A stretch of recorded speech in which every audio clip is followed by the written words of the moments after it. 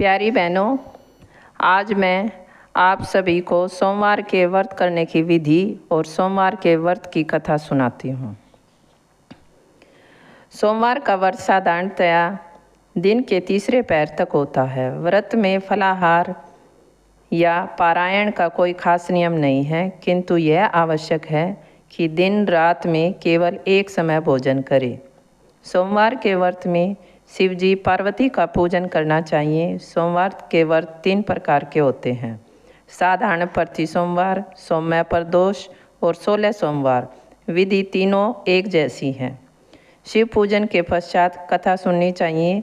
प्रदोष व 16 सोमवार कथा तीनों की अलग अलग है, जो हम आगे बताएंगे।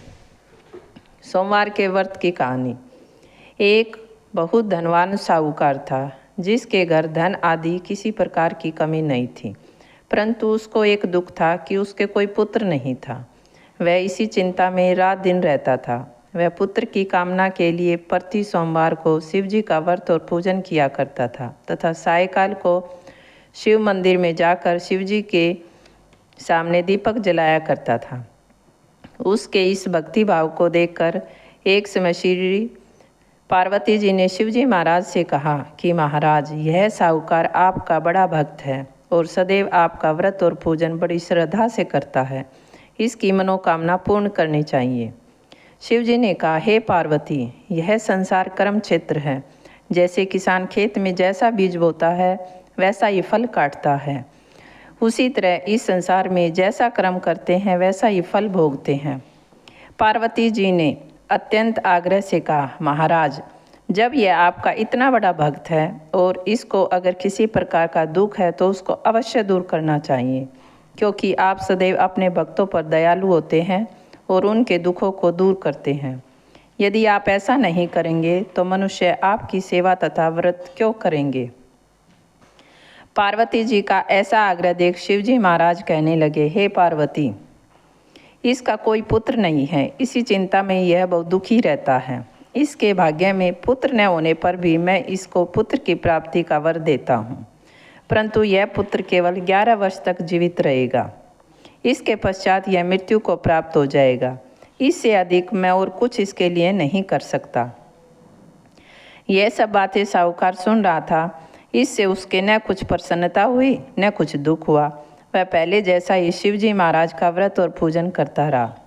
कुछ समय बीत जाने पर साहूकार की स्त्री गर्भवती हुई और 10वें महीने तक उनके गर्भ से अति सुंदर पुत्र की प्राप्ति हुई। साहूकार के घर में बहुत खुशी मनाई, परंतु साहूकार ने उसकी केवल 12 वर्ष की आयु जान कोई अधिक प्रसन्नता प्रकट नहीं की और न ही किसी को भेद ही बताया। जब यह बालक 12 वर्ष का हो गया तो उस बालक की माता ने उसके पिता से विवाह आदि के लिए कहा, तो वह साहूकार कहने लगा कि अभी मैं इसका विवाह नहीं करूँगा, अपने पुत्र को काशी जी पढ़ने के लिए भेजूँगा। फिर साहूकार ने अपने साले अर्थात बालक के मामा को बुला उसको बहुत साधन देकर कहा, तुम इस बालक को काशी जी पढ़ने के लिए ले जाओ और रास्ते में जिस स्थान पर भी जाओ यज्ञ करते और ब्राह्मणों को भोजन कराते जाओ। वह दोनों मामा भांजे यज्ञ करते और ब्राह्मणों को भोजन कराते जा रहे थे। उनके रास्ते में एक शहर पड़ा।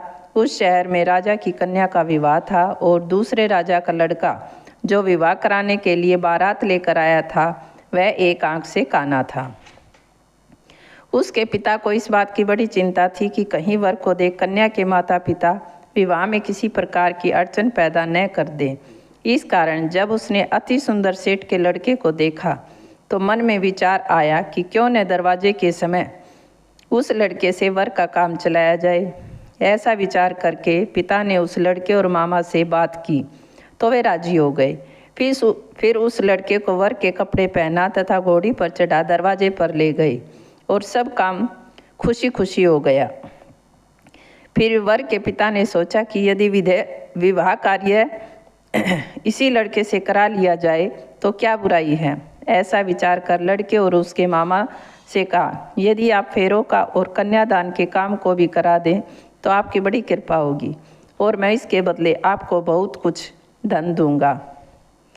तो उन्होंने स्वीकार कर लिया और विवाह कार्य भी बहुत अच्छी तरह से संपन्न हो गया।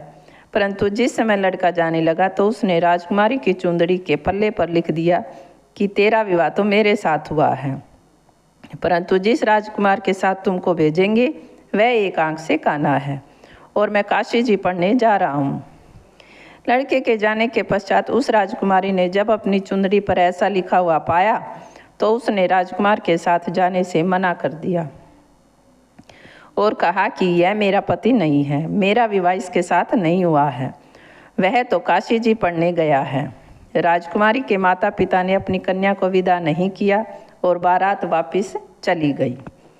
उधर सेठ का लड़का और उसका मामा काशी जी पहुंच गए। वहां जाकर उन्होंने यज्ञ करना और लड़के ने पढ़ना शुरू कर दिया। जब लड़के की आयु 12 साल की हो गई, उस दिन उन्होंने यज्ञ रचा रखा था कि लड़के ने अपने मामा से कहा, मामा जी आज मेरी तबीयत कुछ ठीक नहीं है। मामा ने कहा अंदर जाकर सो जाओ। लड़का अंदर जाकर सो गया और थोड़ी देर में उसके प्राण निकल गए। जब उसके मामा ने आकर देखा कि वह तो मुर्दा पड़ा है तो उसने बड़ा दुख हुआ। उसने सोचा कि अगर मैं अभी रोना पीटना मचा दूंगा तो यज्ञ का कार्य अधूरा रह जाएगा। अतः उसने जल्दी से यज्ञ का कार्य समाप्त कर ब्राह्मणों के जाने के बाद रोना पीटना शुरू किया। संयोगवश उसी समय शिव पार्वती जी उधर से जा रहे थे। उन्होंने जोर जोर से रोने की आवाज़ सुनी तो पार्वती जी कहने लगी, महाराज कोई दुखिया रो रहा है, इसके कष्ट को दूर कीजिए। जब शिव पार्वती पास जाकर देखे तो वहाँ एक लड़का मुर्दा पड़ा था। पार्वती जी कहने लगी, महाराज यह तो उसी सेठ का लड़का है जो आपके वरदान से हुआ था। शिव जी कहने लगे, हे पार्वती इसकी आयु इतनी ही थी, सो यह भोग चुका। तब पार्वती जी ने कहा, हे महाराज इस बालक को और आयु दो, नहीं तो इसके माता पिता तड़प तड़प कर मर जाएंगे। पार्वती जी के बार बार आग्रह करने पर शिव जी ने उसको जीवन वरदान दिया और शिव जी महाराज की कृपा से लड़का जीवित हो गया। शिव पार्वती कैलाश पर्वत चले गए। तब वह लड़का और मामा उसी प्रकार यज्ञ करते और ब्राह्मणों को भोजन कराते अपने घर की ओर चल पड़े। रास्ते में उसी शहर में आए जहाँ उसका विवाह हुआ था। वहाँ घर आकर उन्होंने यज्ञ आरंभ किया और उस लड़के के ससुर ने उसको पहचान लिया और अपने महल में ले जाकर बड़ी खातिर की। साथ ही बहुत दास दासियों सहित आदरपूर्वक लड़की और जमाई को विदा किया। जब वे अपने शहर के निकट आए तो मामा ने कहा, मैं तुम्हारे घर जाकर खबर कराता हूँ। तब उस लड़के का मामा घर पहुँचा तो लड़के के माता पिता घर की छत पर बैठे थे और यह प्रण कर रखा था कि यदि हमारा पुत्र सकुशल लौट आया तो हम राजी खुशी नीचे आ जाएंगे और नहीं आया तो छत से गिरकर अपने प्राण खो देंगे।